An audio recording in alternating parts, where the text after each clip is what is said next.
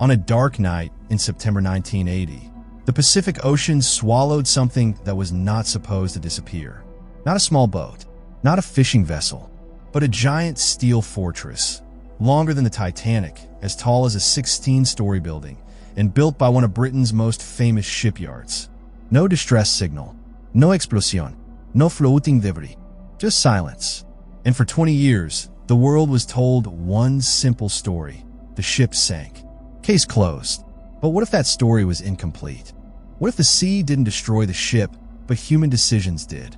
Tonight, on Unveiled Mysteries, we uncover the chilling truth behind the disappearance of the MV Derbyshire and the secret flaws that changed the global shipping industry forever.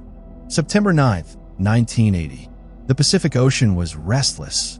At its center sailed the MV Derbyshire, one of the largest cargo ships ever built at the time. It was massive, over 1,000 feet long, built to carry more than 150,000 tons of cargo. This was not just a ship. It was a symbol of modern engineering. The Derbyshire had been traveling for 8 long weeks.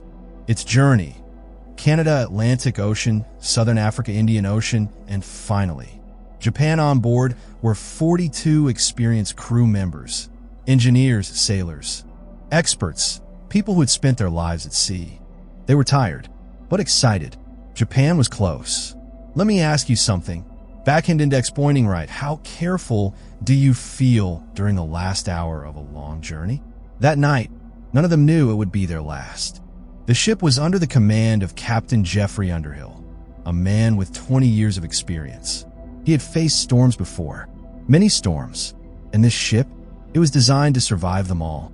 His wife had even traveled separately to Japan, waiting for him there. But far to the east, something dangerous was forming. A storm with a gentle name: Typhoon Orchid. At first, it seemed manageable. Weather reports suggested rough seas, but nothing unusual. Captain Underhill made standard storm preparations. Reduced speed, adjusted the ship's angle toward the waves, sent a precautionary radio message with location details. This is what experienced captains do. And that is why what happened next shocked the world. As night fell, Typhoon Orchid grew stronger. Waves rose higher. Wind screamed across the ocean.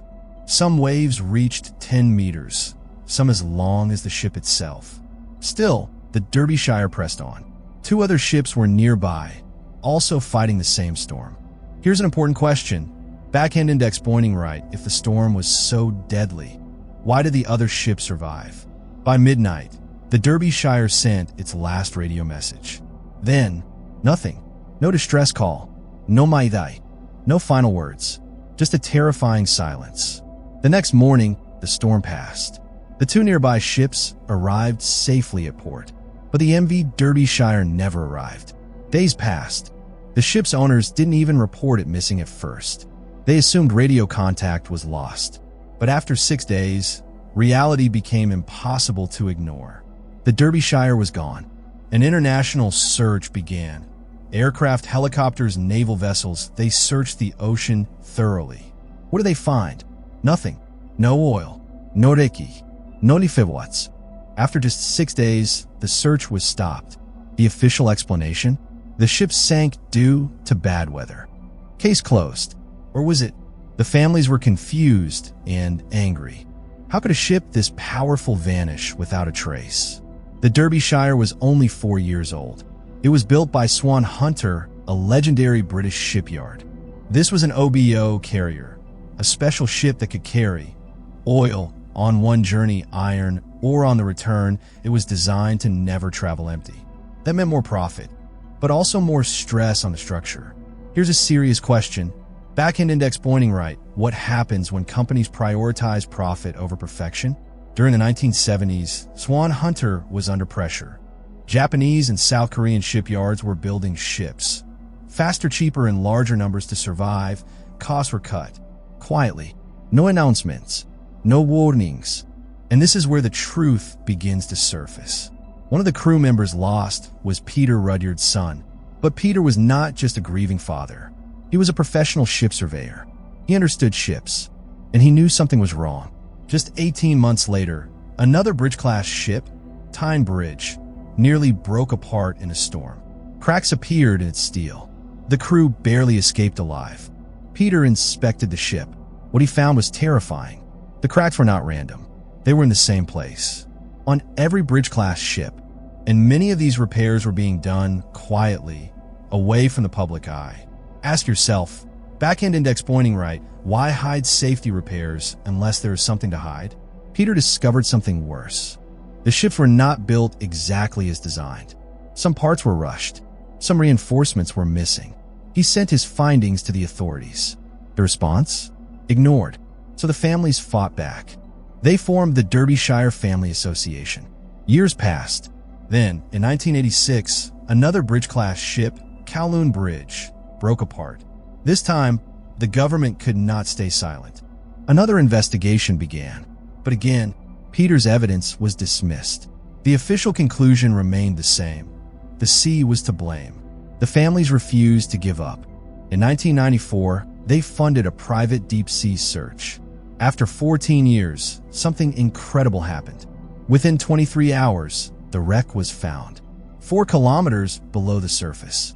The Derbyshire lay almost intact. For 6 years, investigators studied every inch. And finally, the truth emerged. At the front of the ship was a small room called the bosun's store. It held ropes, chains, tools. Its door was not built to full strength. That night, massive waves smashed it open. Water flooded in. The bow grew heavier. Then, ventilators broke water, entered the engine room, a massive hatch cover failed, one cargo hold flooded. Then another, and slowly, silently, the steel fortress was pulled into the deep. No explosion, no warning, just gravity. The final report revealed weak hatch covers, poor construction standards, cracks. In every bridge-class ship, it wasn't one big mistake. It was many small ones. Because of the Derbyshire, ship designs were changed, safety rules became stricter, inspections became mandatory. The families didn't just find answers. They saved future lives. The MV Derbyshire now rests 4 kilometers beneath the Pacific. Silent, forgotten by most. But here is the final question. Backhand index pointing right, how many other ships sank the same way without anyone ever asking why? Because sometimes the ocean doesn't hide the truth. People do.